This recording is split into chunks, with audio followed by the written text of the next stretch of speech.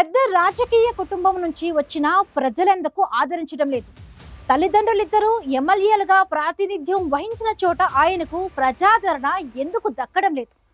రెండు సార్లు రెండు పార్టీల నుండి పోటీ చేసి ఎందుకు పత్తా లేకుండా పోయారు? కాలం కలిసి రావడం లేదా? ఆయనే చేజేతులారా చేసుకున్నారా? ఆ రేపల లీడర్ ఫెయిల్డ్ స్టోరీ వెనుక అసలు కథ ఏంటి?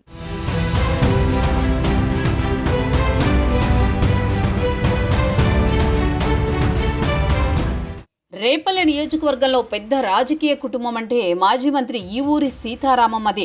3 సార్లు ఎమ్మెల్యేగా గెలిచి రాష్ట్ర మంత్రిగా కూడా పనిచేశారు సీతారామమ్మ. ఆమె భర్త ఈవూరు సుబ్బారావు అదే నియోజకవర్గం నుంచి గతంలో ఎమ్మెల్యేగా ప్రాతినిధ్యం వహించారు. అలాంటి కుటుంబం నుంచి వచ్చిన నాయకుడు ఈవూరి కుటుంబ రాజకీయ వారసుడు గణేష్.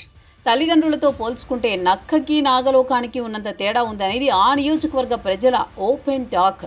ప్రజారాజ్యం పార్టీ పెట్టినప్పుడు ఈవూరి గణేష్ ఆ పార్టీ నుంచి పోటీ చేసి ఘోర ఓటమి చవిచూశారు. తర్వాత రాజకీయంగా సైలెంట్ అయి 2024 ఎన్నికల్లో వైఎస్ఆర్సీపీ నుంచి పోటీ చేసి మరోసారి ఓటమి మూటగట్టుకున్నారు. తల్లిదండ్రుల సక్సెస్ మంత్రాను అందుకోలేక రాజకీయంగా ఫెయిల్ అయ్యారు ఈవూరి గణేష్.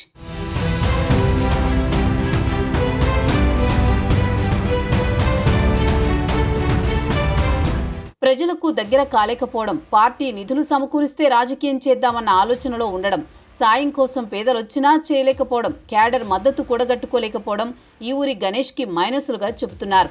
ఎన్నికలప్పుడే ఈవూరు గణేష్కి ప్రజలు గుర్తొస్తారనేది ఆ నియోజకవర్గ ప్రజల మాట.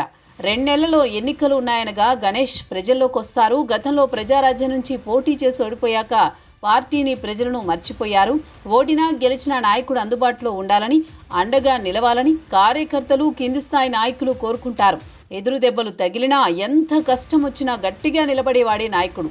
కానీ ఎన్నికలంటేనే ప్రజల్లోకి రావడం, పార్టీలు మారి రాజకీయంగా స్థిరంగా లేకపోవడం రేపల్లె నియోజకవర్గంలో ఈ ఊరు వారసుడి ఉనికిని ప్రమాదంలో పడేశాయంటున్నారు.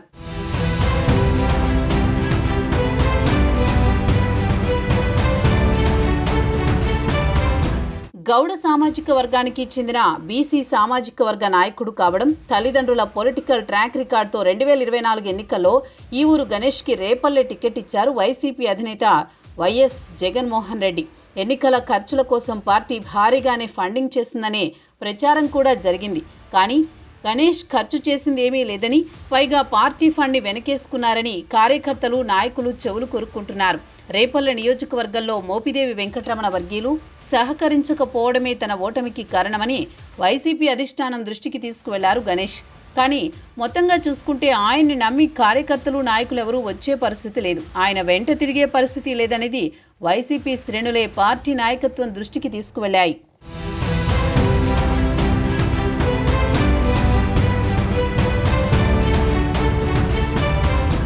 ఎన్నికల్లో ఓటమి తర్వాత వైసీపీలో ఒక్కసారిగా నిస్తేజం అలుముకుంది. పార్టీ పునర్నిర్మాణానికి సిద్ధమయ్యారు వైసీపీ అధినేత వైఎస్ జగన్మోహన్ రెడ్డి.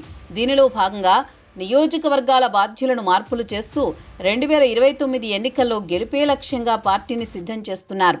అయితే కొన్ని నియోజకవర్గాల్లో గతంతో పోలిస్తే వైసీపీ తన ప్రాభవాన్ని కోల్పోయింది. ముఖ్యంగా రేపల్లెలో రాజ్యసభ సభ్యుడిగా, గతంలో మంత్రిగా పనిచేసిన సీనియర్ నాయకుడు మోపిదేవి వెంకటరమణ టీడీపీలో చేరడంతో కొంతమంది నాయకులు కూడా ఆయనతో పాటే పార్టీ వీడారు. అన్నీ తానే నియోజకవర్గాన్ని శాసించిన మోపిదేవి పార్టీని వీడడంతో పార్టీలో ఉన్న నేతలు కూడా కార్యక్రమాలకు దూరంగా ఉంటున్నారు. దీనికి తోడు ఈ ఊరు గణేష్కే పార్టీ బాధ్యతలు ఇవ్వడంతో రేపల్లె వైసీపీలో ఎలాంటి ఉత్సాహం కనిపించడం లేదు.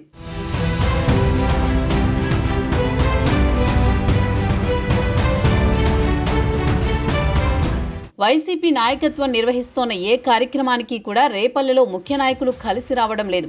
రేపల్లె వైసీపీ ఇన్ఛార్జి గణేష్ ఒంటెద్దు పోకడలతో నాయకులను, కార్యకర్తలను దూరం చేసుకుంటున్నారని పార్టీ శ్రేణులు బాహాటంగానే చర్చించుకుంటున్నాయి. తన సొంత వైద్యశాలలోని సిబ్బంది, నర్సింగ్ కళాశాల విద్యార్థులతో కార్యక్రమాలను మమా అనిపిస్తున్నారు గణేష్. నియోజకవర్గ స్థాయిలో పార్టీ బలహీనపడ్డానికి ఈ ఊరి గణేష్ వైఖరే కారణం అంటోంది క్యాడర్. మోపిదేవి పార్టీని వీడడం వైఎస్ఆర్సీపీకి పెద్ద లోటని, ఆ స్థాయి నాయకుడికి మళ్లీ బాధ్యతలు అప్పగిస్తే తప్ప రేపల్లెలో ఫ్యాన్ పార్టీ మనుగడ కష్టమని విశ్లేషకులు భావిస్తున్నారు.